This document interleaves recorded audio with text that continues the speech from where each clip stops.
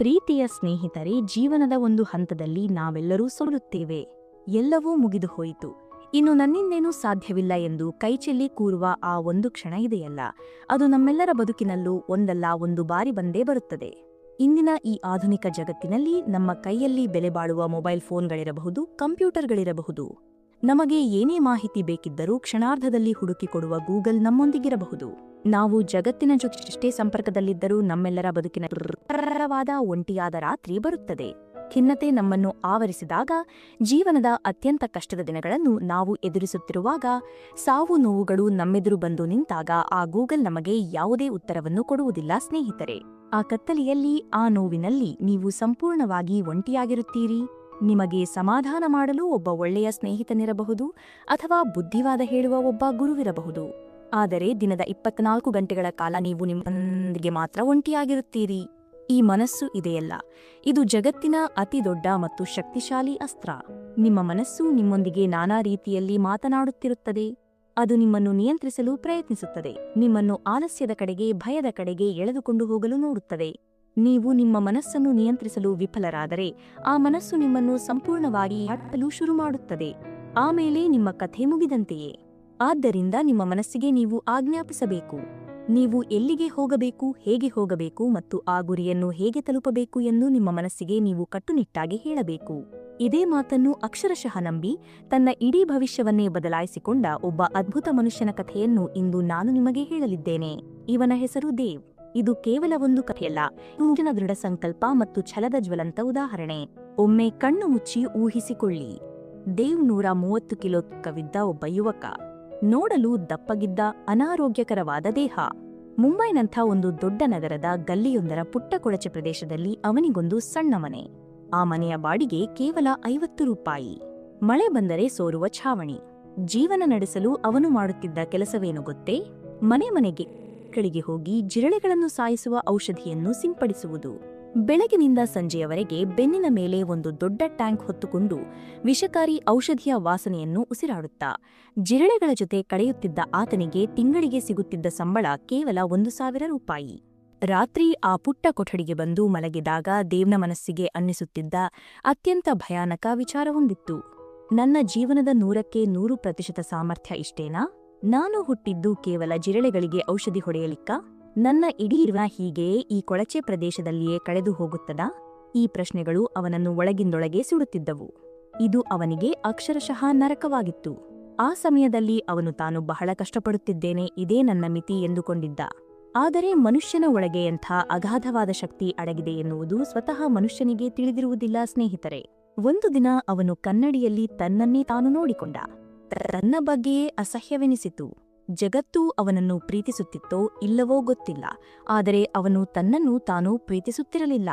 ತನ್ನ ದೇಶಕ್ಕಾಗಿ ಏನಾದರೂ ಸಾಧಿಸಬೇಕು, ಭಾರತೀಯ ಸೇನೆಯ ಅತ್ಯಂತ ಕಠಿಣವಾದ ಪಡೆಯಾದ ಪ್ಯಾರಾ ಕಮಾಂಡೋ ಸೇರಬೇಕು, ತಾನು ಕನ್ನಡಿಯ ಮುಂದೆ ನಿಂತಾಗ ಹೆಮ್ಮೆಯಿಂದ ಎದೆ ಸೆಟಸಿ ನಿಲ್ಲುವಂತಹ ವ್ಯಕ್ತಿಯಾಗಬೇಕು ಎನ್ನುವ ಕಿಡಿ ಅವನ ಒಳಗೆ ಹೊತ್ತಿಕೊಂಡಿತು. ಆದರೆ ಅದು ಅಭವಾಗಿರಲಿಲ್ಲ. ಪ್ಯಾರಾ ಕಮಾಂಡೋ ಆಗುವುದು ಎಂದರೆ ಸಾಕ್ಷಾತ್ ಸಾವಿನೊಂದಿಗೆ ಕಣ್ಣಾಮುಚ್ಚಾಲೆ ಆಡಿದಂತೆ. ಅದಕ್ಕೂ ಮುನ್ನ ಅವನು ಸೇನೆಯ ಲಿಖಿತ ಪರೀಕ್ಷೆಯನ್ನು ಪಾಸು ಮಾಡಬೇಕಿತ್ತು. ದೇವ್ ಬಾಲ್ಯದಿಂದಲೂ ಓದಿನಲ್ಲಿ ಬಹಳ ಹಿಂದಿದ್ದ. ಅವನಿಗೆ ಅಕ್ಷರಗಳು ತಲೆಗೇರುತ್ತಿರಲಿಲ್ಲ. ಪುಸ್ತಕ ಹಿಡಿದು ಕೂತರೆ ಒಂದು ಪ್ಯಾರಾಗ್ರಾಫ್ ಕೂಡ ಅರ್ಥವಾಗುತ್ತಿರಲಿಲ್ಲ. ಅವನ ಜಾಗದಲ್ಲಿ ಬೇರೆ ಯಾರೇ ಇದ್ದಿದ್ದರೂ ಬರುವುದಿಲ್ಲ. ನನ್ನ ತಲೆ ದಡ್ಡ ಎಂದು ಪುಸ್ತಕ ಬಿಸಾಕಿ ಹೋಗುತ್ತಿದ್ದರು. ಆದರೆ ದೇವ್ ಹಾಗೆ ಮಾಡಲಿಲ್ಲ.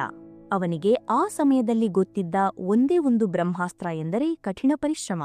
ಅವನಿಗೆ ಒಂದು ಪ್ಯಾರಾಗ್ರಾಫ್ ಓದಿದರೆ ನೆನಪಿನಲ್ಲಿ ಉಳಿಯುತ್ತಿರಲಿಲ್ಲ. ಅವನು ಮತ್ತೆ ಓದಿದ, ಆದರೂ ಅರ್ಥವಾಗಲಿಲ್ಲ. ಆಗ ಅವನು ಒಂದು ನಿರ್ಧಾರಕ್ಕೆ ಬಂದ. ನನಗೆ ಓದಿದರೆ ಅರ್ಥವಾಗುತ್ತಿಲ್ಲ, ಹಾಗಾದರೆ ನಾನು ಪ್ರತಿಯೊಂದನ್ನೂ ಬರೆಯುತ್ತೇನೆ. ಆ ಪುಸ್ತಕದಲ್ಲಿದ್ದ ಪ್ರತಿಯೊಂದು ಅಕ್ಷರವನ್ನು ಅವನು 1 ಬಾರಿ, 2 ಬಾರಿ, 10 ಬಾರಿ ಬರೆಯಲು ಶುರು ಮಾಡಿದ. ಅವನ ಕೈ ಬೆರಳುಗಳು ನೋವಿನಿಂದ ಕಳಚಿಕೊಳ್ಳುತ್ತಿದ್ದವು, ಆದರೂ ಬರೆಯುವುದನ್ನೂ ನಿಲ್ಲಿಸಲಿಲ್ಲ. ರಾತ್ರಿಯಿಡೀ ನಿದ್ದೆ ಬಿಟ್ಟು ಆ ಮಂದ ಬೆಳಕಿನಲ್ಲಿ ಬರೆಯುತ್ತಲೇ ಹೋದ. ಹೀಗೆ ಪದೇ ಪದೇ ಬರೆದಾಗ ಏನಾಯಿತು ಗೊತ್ತೇ?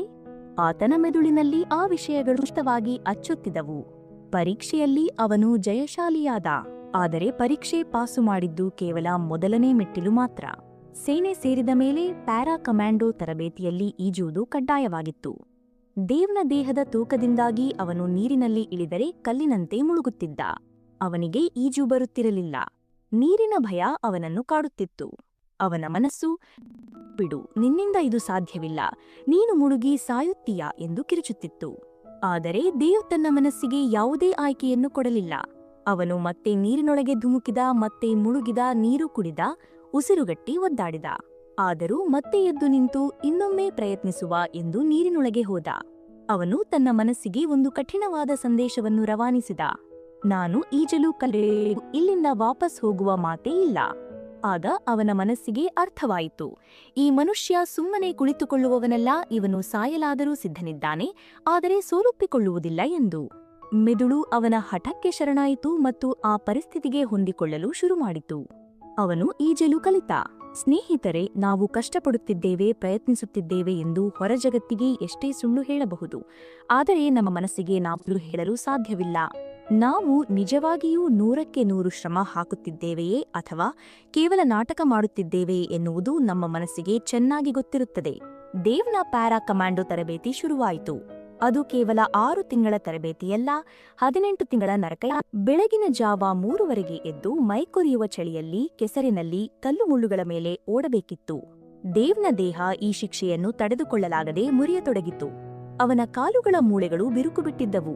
ಪ್ರತಿ ಹೆಜ್ಜೆ ಇಟ್ಟಾಗಲೂ ಪ್ರಾಣ ಹೋಗುವಷ್ಟು ನೋವಾಗುತ್ತಿತ್ತು. ಆದರೆ ದೇವ್ ಏನುಂಡೆ? ತಾನು ವಾಸಿಸುತ್ತಿದ್ದ ಆ 50 ರೂಪಾಯಿಯ ಕೊಳಚೆ ಮನೆಯನ್ನು ನೆನಪಿಸಿಕೊಂಡ. ಆ ಜಿರಳೆ ಔಷಧಿಯ ವಾಸನೆಯನ್ನು ನೆನಪಿಸಿಕೊಂಡ. ನಾನು ಮತ್ತೆ ಆ ನರಕಕ್ಕೆ ಹಿಂತಿರುಗಲು ಸಾಧ್ಯವಿಲ್ಲ. ನನ್ನ ಕಾಲುಗಳು ಮುರಿದಿರಬಹುದು, ಆದರೆ ನಾನು ಓಡುವುದನ್ನು ನಿಲ್ಲಿಸುವುದಿಲ್ಲ ಎಂದು ನಿರ್ಧರಿಸಿದ. ಬೆಳಗಿನ ಜಾವ ಎದ್ದು ಮುರಿದ ತನ್ನ ಕಾಲಿಗೆ ಗಟ್ಟಿಯಾಗಿ ಟೇಪ್ ಸುತ್ತುತ್ತಿದ್ದ. ನೋವಿನಿಂದ ಕಣ್ಣೀರು ಬರುತ್ತಿದ್ದರೂ ಶೂ ಧರಿಸಿ ಓಡಲು ನಿಲ್ಲುತ್ತಿದ್ದ. ಇಲ್ಲಿ ದೇವ್ ಒಂದು ಅದ್ಭುತವಾದ ಮನೋವಿಜ್ಞಾನವನ್ನು ಬಳಸಿದ. ಅವನು ತನ್ನ ಮನಸ್ಸಿಗೆ, ಇದುವೇ ನನ್ನ ಹೊಸ ಜೀವನ ಶೈಲಿ. ನಾನು ಪ್ರತಿದಿನ ನರಕಯಾತನೆ ಅನುಭವಿಸಬೇಕು, ಪ್ರತಿದಿನ ನನ್ನ ಮೂಳೆಗಳು ಮುರಿಯಬೇಕು, ಪ್ರತಿದಿನ ನಾನು ರಕ್ತ ಸುರಿಸಬೇಕು, ಇದುವೇ ನನ್ನ ಸಹಜವಾದ ಬದುಕು ಎಂದು ನಂಬಿಸಿದ. ಅವನ ಮನಸ್ಸು ಒಂದು ಸಾಮಾನ್ಯ ದಿನಚರಿಯಂತೆ ಸ್ವೀಕರಿಸಿತು. ಕೆಲವರು ಅವನನ್ನು ಕೇಳಿದರು, ನಿನ್ನ ಕಾಲುಗಳು ಮುರಿದಿದ್ದರೂ ನೀನು ಹೇಗೆ ಓಡುತ್ತಿದ್ದೀಯಾ? ಅದಕ್ಕೆ ದೇವ್ ಹೇಳಿದ, ನಾನು ನನ್ನನ್ನು ಆ ನರಕದ ಮಾಲೀಕನನ್ನಾಗಿ ಮಾಡಿಕೊಂಡೆ. ನನಗೆ ನೋವಾಗುತ್ತಿದೆ, ನಾನು ನರಳುತ್ತಿದ್ದೇನೆ ಎಂದು ಅಳುವ ಬದಲು ಈ ನೋವೇ ನನ್ನ ಆಸ್ತಿ, ಈ ಕಷ್ಟವೇ ನನ್ನ ಶಕ್ತಿ ಎಂದುಕೊಂಡೆ. ನನಗೆ ಬೇರೆ ಯಾವುದೇ ದಾರಿಯಿಲ್ಲ, ಇಲ್ಲಿಂದ ಹೊರಗೆ ಜಗತ್ತೇ ಇಲ್ಲ ಎಂದು ನನ್ನನ್ನು ನಾನು ಸಂಪೂರ್ಣವಾಗಿ ಈ ಯಾತನೆಗೆ ಒಪ್ಪಿಸಿಕೊಂಡೆ. ಇದು ದೈಹಿಕ ಶಕ್ತಿಯಲ್ಲ ಸ್ನೇಹಿತರೆ, ಇದು ಮಾನಸಿಕ ಶಕ್ತಿ. ನಿಮ್ಮ ದೇಹ ಮುರಿದು ಬಿದ್ದಾಗ, ನೀವು ಎಲ್ಲರಿಗಿಂತ ಹಿಂದುಳಿದಿದ್ದೀರಿ ಎಂದು ಜಗತ್ತು ಅಂದುಕೊಂಡಾಗ, ನಾನು ಇಷ್ಟೆಲ್ಲಾ ಕಷ್ಟಗಳ ಮಧ್ಯೆಯೂ ಇಲ್ಲಿ ನಿಂತಿದ್ದೇನೆ, ಹೋರಾಡುತ್ತಿದ್ದೇನೆ ಎನ್ನುವ ಆ ಒಂದು ಭಾವನೆ ಇದೆಯಲ್ಲ, ಅದು ಮನುಷ್ಯನಿಗೆ ಸಿಂಹದ ಬಲವನ್ನು ಕೊಡುತ್ತದೆ. ಕಷ್ಟಗಳು ಅತಿರೇಕಕ್ಕೆ ಹೋದಾಗ ನಮ್ಮ ಮೆದುಳು ನಮ್ಮನ್ನು ರಕ್ಷಿಸಿಕೊಳ್ಳಲು ಆ ನೋವಿನಿಂದ ಓಡಿ ಹೋಗು ಎಂದು ಹೇಳುತ್ತದೆ. ಆದರೆ ಯಾರು ಆ ನೋವಿನ ಕಣ್ಣಿಗೆ ಕಣ್ಣಿಟ್ಟು ನಾನು ಓಡಿ ಹೋಗುವುದಿಲ್ಲ, ನಾನು ಎದುರಿಸುತ್ತೇನೆ ಎಂದು ನಿಲ್ಲುತ್ತಾನೋ ಅವನೇ ನಿಜವಾದ ವಿಜಯಿ. ನೀವು ಬದುಕಿನಲ್ಲಿ ಏನನ್ನಾದರೂ ಸಾಧಿಸಬೇಕು ಎಂದರೆ ಕೇವಲ ಕೋಪರೇ ಸಾಲದು. ನನ್ನನ್ನು ಕೀಳಾಗಿ ಕಂಡವರಿಗೆ ನಾನು ಏನಾದರೂ ಸಾಧಿಸಿ ತೋರಿಸಬೇಕು ಎನ್ನುವ ಕೋಪ ಬಹಳ ದಿನ ಉಳಿಯುವುದಿಲ್ಲ. ಕಷ್ಟಗಳು ಬಂದಾಗ ಆ ಕೋಪ ಕರಗಿ ಹೋಗುತ್ತದೆ. ಆದರೆ ನಿಮ್ಮ ಗುರಿ, ನಿಮ್ಮ ಕನಸು ನಿಮ್ಮ ಆತ್ಮದ ತಳಮಟ್ಟದಲ್ಲಿ ಬೇರೂರಿರಬೇಕು. ಭೂಮಿಯ ಆಳದಲ್ಲಿರುವ ಖನಿಜಗಳಂತೆ, ಮಣ್ಣಿನಂತೆ ಅದು ಭದ್ರವಾಗಿರಬೇಕು. ಮಣ್ಣನ್ನು ನೀವು ಬೆಂಕಿಯಲ್ಲಿ ಸುಡಲು ಸಾಧ್ಯವಿಲ್ಲವಷ್ಟೇ. ಹಾಗೆಯೇ ನಿಮ್ಮ ಕನಸಿನ ಬೇರುಗಳು ಅಷ್ಟು ಆಳವಾದ ಜಗತ್ತಿನ ಯಾವುದೇ ಕಷ್ಟಗಳು ನಿಮ್ಮನ್ನು ಸುಡಲು ಸಾಧ್ಯವಿಲ್ಲ. ದೇವ್ 18 ತಿಂಗಳ ಕಠಿಣ ತರಬೇತಿಯನ್ನು ಮುಗಿಸಿ ಒಬ್ಬ ಶ್ರೇಷ್ಠ ಪ್ಯಾರಾ ಕಮಾಂಡೋ ಆಗಿ ಹೊರಹೊಮ್ಮಿದ. 130 ಕಿಲೋ ತೂಕವಿದ್ದ, ತನ್ನನ್ನು ತಾನೇ ಅಸಹ್ಯಪಡುತ್ತಿದ್ದ ಆ ವ್ಯಕ್ತಿ 40 ಕಿಲೋ ತೂಕ ಇಳಿಸಿಕೊಂಡು ಉಕ್ಕಿನ ಮನುಷ್ಯನಾಗಿ ನಿಂತಿದ್ದ. ಆ ದಿನ ಅವನು ಕನ್ನಡಿಯಲ್ಲಿ ತನ್ನನ್ನು ತಾನು ನೋಡಿಕೊಂಡಾಗ ಅವನಿಗೆ ತನ್ನ ಮೇಲೆ ಅತೀವವಾದ ಪ್ರೀತಿ ಮತ್ತು ಹೆಮ್ಮೆ ಉಂಟಾಯಿತು. ಜಗತ್ತಿನಲ್ಲಿ ಅನೇಕರು ಶಾಂತಿಯನ್ನು ಹುಡುಕಿಕೊಂಡು ಹೋಗುತ್ತಾರೆ, ಆದರೆ ನಿಜವಾದ ಶಾಂತಿ ಎಲ್ಲಿದೆ ಗೊತ್ತೇ? ಅದು ಕಷ್ಟಗಳ, ನೋವುಗಳ, ತ್ಯಾಗದ ಆಚೆಗಿದೆ. ನಾವು ನಮ್ಮ ಕರ್ತವ್ಯಗಳಿಗೆ ನಿಷ್ಠರಾಗಿದ್ದಾಗ, ಪ್ರತಿದಿನ ಬೆಳಿಗ್ಗೆ ಎದ್ದು ಮರಿಗಾಗಿ ಕಷ್ಟಪಟ್ಟಾಗ, ಬೆವರು ಸುರಿಸಿದಾಗ, ದಿನದ ಕೊನೆಯಲ್ಲಿ ನಮ್ಮ ಮನಸ್ಸಿಗೆ ಒಂದು ನೆಮ್ಮದಿ ಸಿಗುತ್ತದಲ್ಲ, ಅದುವೇ ನಿಜವಾದ ಶಾಂತಿ. ಬೆಂಕಿಯಲ್ಲಿ ಬೇಯದೆ ಚಿನ್ನಕ್ಕೆ ಹೊಳಪು ಬರುವುದಿಲ್ಲ, ಕತ್ತಲೆಯನ್ನು ದಾಟದೆ ಬೆಳಕು ಸಿಗುವುದಿಲ್ಲ. ಪ್ರೀತಿಯ ವೀಕ್ಷಕರೇ, ದೇವ್ನ ಕಥೆ ನಮಗೆಲ್ಲರಿಗೂ ಒಂದು ಪಾಠ. ನಿಮ್ಮ ಬದುಕಿನಲ್ಲಿ ನೀವು ಈಗ ಯಾವ ಹಂತದಲ್ಲಿ ಇದ್ದೀರಿ ಎನ್ನುವುದು ಮುಖ್ಯವಲ್ಲ. ನೀವು ಎಷ್ಟೇ ಬಡವರಾಗಿರಬಹುದು, ಎಷ್ಟೇ ಸೋತಿರಬಹುದು, ಜನ ನಿಮ್ಮನ್ನು ನೋಡಿ ನಗಬಹುದು. ಆದರೆ ನಿಮ್ಮ ಕಥೆಯನ್ನು ಬರೆಯುವ ಪೆನ್ನು ಬೇರೆ ಯಾರ ಕೈಯಲ್ಲೂ ಇಲ್ಲ, ಅದು ನಿಮ್ಮ ಕೈಯಲ್ಲಿದೆ. ನಿಮ್ಮ ಮನಸ್ಸೇ ನಿಮ್ಮ ಅತಿ ದೊಡ್ಡ ಅಸ್ತ್ರ. ಆ ಮನಸ್ಸಿಗೆ ಒಂದು ಗುರಿಯನ್ನು ಕೊಡಿ, ಅದಕ್ಕಾಗಿ ಹಗಲಿರುಳು ಕಷ್ಟಪಡಿ. ನೋವುಗಳನ್ನು ನಿಮ್ಮ ದಿನಚರಿಯನ್ನಾಗಿ ಮಾಡಿಕೊಳ್ಳಿ. ನೆನಪಿಡಿ, ನಿಮಗೆ ನೀವೇ ಹೊಣೆಗಾರರು. ನಿಮ್ಮ ಬದುಕನ್ನು ಬದಲಾಯಿಸಲು ಮೇಲಿನಿಂದ ಯಾವುದೇ ದೇವದೂತರು ಬರುವುದಿಲ್ಲ, ನಿಮ್ಮನ್ನು ನೀವೇ ಕಾಪಾಡಿಕೊಳ್ಳಬೇಕು. ಸೋಲನ್ನು ಒಪ್ಪಿಕೊಳ್ಳಬೇಡಿ, ಕಷ್ಟಗಳಿಗೆ ಹೆದರಿ ಓಡಿಹೋಗಬೇಡಿ. ನಿಮ್ಮ ಒಳಗಿನ ಆ ಅಗಾಧವಾದ ಶಕ್ತಿಯನ್ನು ನಂಬಿ ಎದ್ದು ನಿಲ್ಲಿ, ಹೋರಾಡಿ. ನಿಮ್ಮ ಈ ಪಯಣದಲ್ಲಿ ವಿಜಯ್ ಸ್ಫೂರ್ತಿ ವಾಹಿನಿ ಸದಾ ನಿಮ್ಮೊಂದಿಗಿರುತ್ತದೆ.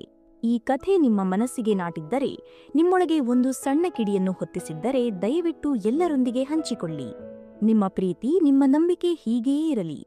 ಮತ್ತೊಂದು ಅದ್ಭುತವಾದ ಸ್ಫೂರ್ತಿದಾಯಕ ಕಥೆಯೊಂದಿಗೆ ನಿಮ್ಮನ್ನು ಭೇಟಿಯಾಗುತ್ತೇನೆ. ಅಲ್ಲಿಯವರೆಗೂ ನಿಮ್ಮ ಕನಸುಗಳ ಕಡೆಗೆ ನಿಮ್ಮ ಪಯಣ ಸಾಗುತ್ತಲೇ ಇರಲಿ.